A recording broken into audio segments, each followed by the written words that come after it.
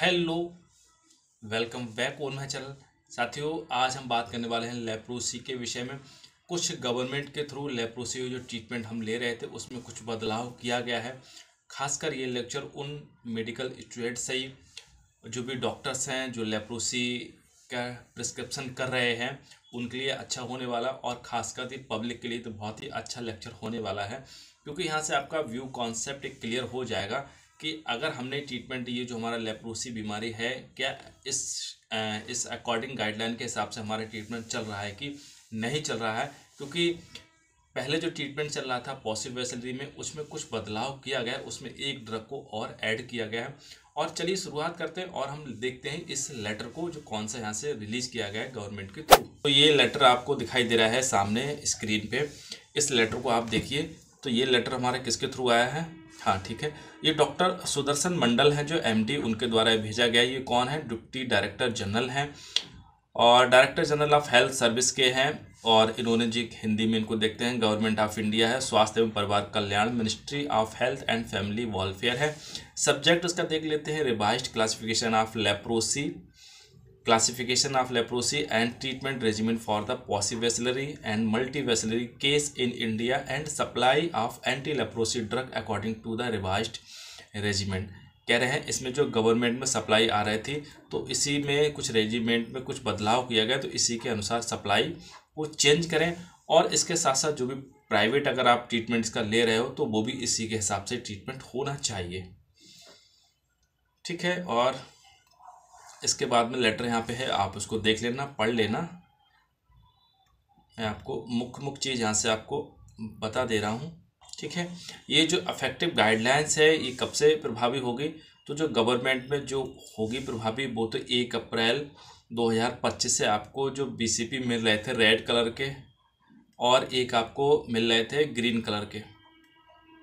ठीक है, इनमें एक ड्रग ऐड किया गया है पॉसिवेसलरी जो है, उसको भी देख लेते हैं।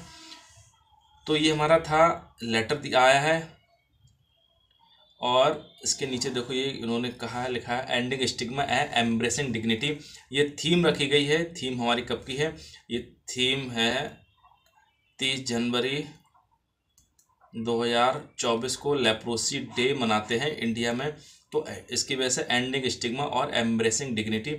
एंडिंग स्टिग्मा मीन्स क्या होता है? भेदभाव का यहाँ पे क्या है, आपको अंत करें और मान सम्मान को बढ़ाएं।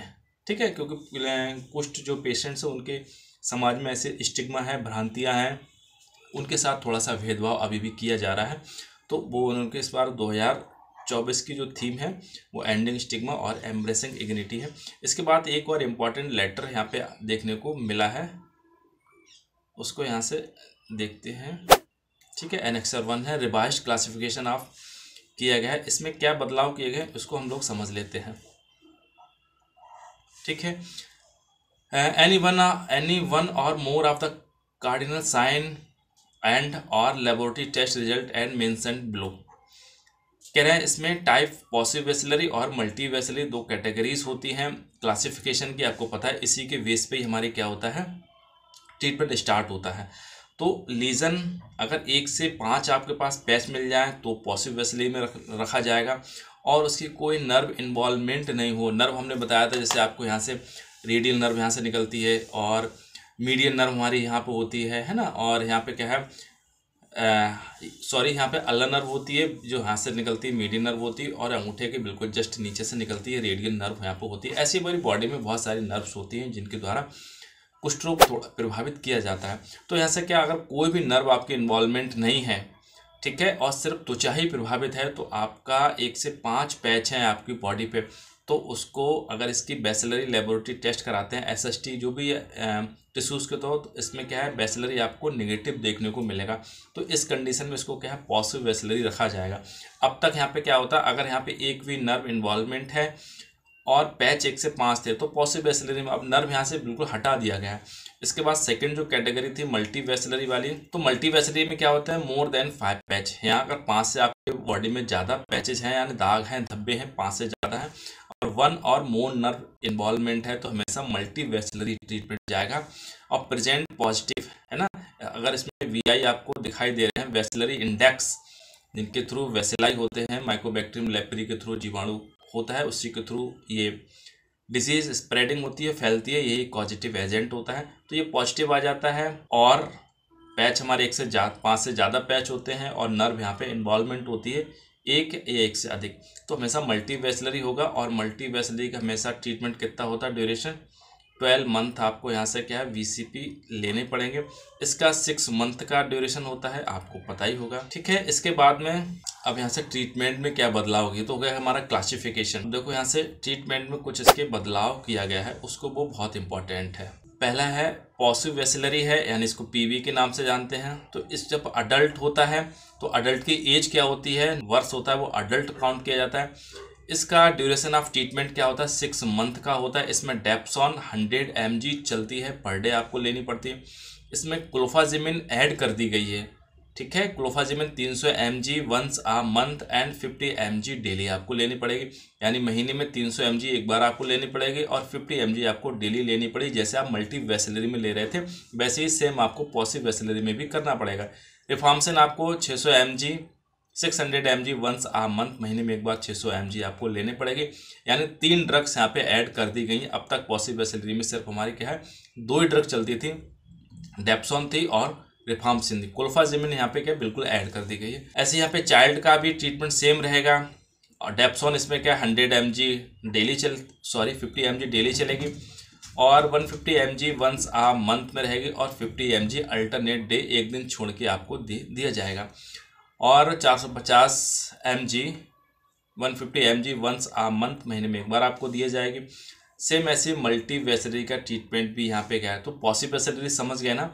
पॉसिवेसलरी में आपको जो ड्रग ऐड की गई क्लोफाजिमिन यहाँ पे ऐड कर दी बिल्कुल मल्टीवेसलरी की। इसके बाद में इसको हम देख लेते हैं, ठीक है।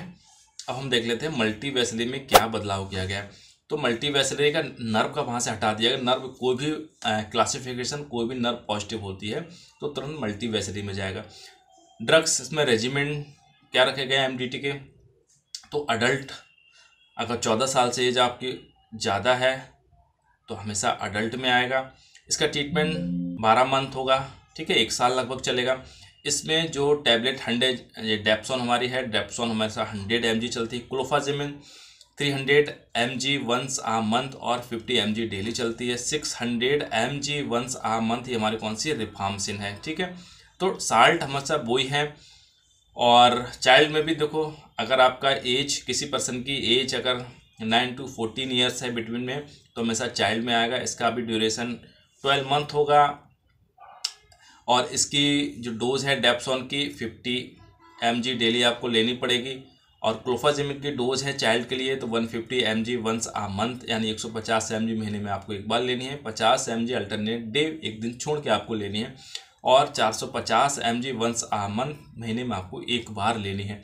यानी ड्रग्स पहले पॉसिवेसलरी में 2 ड्रग्स थे, अब हमारे पॉसिवेसलरी में कितने हो गए, 3 ड्रग्स को मेंशन यहाँ पे कर दिया गया है। तो ये हमारी कैसे थी, ये क्लासिफिकेशन में और इसके जो MDT ड्रग रेजिमेंट में आपको यहाँ से बदलाव किया गया है। इसी सीक्वेंस से ही आपको ट्रीटमेंट यहाँ पे ट्रीटमेंट लेना है और इसी के अनुसार, लेकिन ये गवर्नमेंट में आपको 1 अप्रैल 2025 से देखने को मिलेगा। संभवतः हम आपको इसी जनवरी में, अभी वीडियो हम बना रहे हैं तो लगभग 1 साल अभी लग जाएगा इसको, है ना। नेक्स्ट 25 में आपको देखने को मिला। फिर भी अगर आप है तो उसको इसी के अनुसार आप इसको ट्रीटमेंट प्रिस्क्राइब करना स्टार्ट कर दें, अगर ऐसी गाइडलाइन गवर्नमेंट ने दे दी है तो, ठीक है। सरकारी में ये जो भी यहाँ से देखने को मिलेगा वो 1 अप्रैल 2025 से देखने को मिलेगा। प्राइवेट में जो भी यहाँ से प्रैक्टिशनर है वो इसी के अकॉर्डिंग यहाँ से लेप्रोसी का ट्रीटमेंट स्टार्ट करें। वीडियो कैसा लगा मुझे जरूर बताइएगा और कोई भी आपको क्यूरी है तो मुझे कमेंट सेक्शन में बताइएगा। ओवरऑल वॉच करने के लिए थैंक यू, नमस्कार, जय हिंद।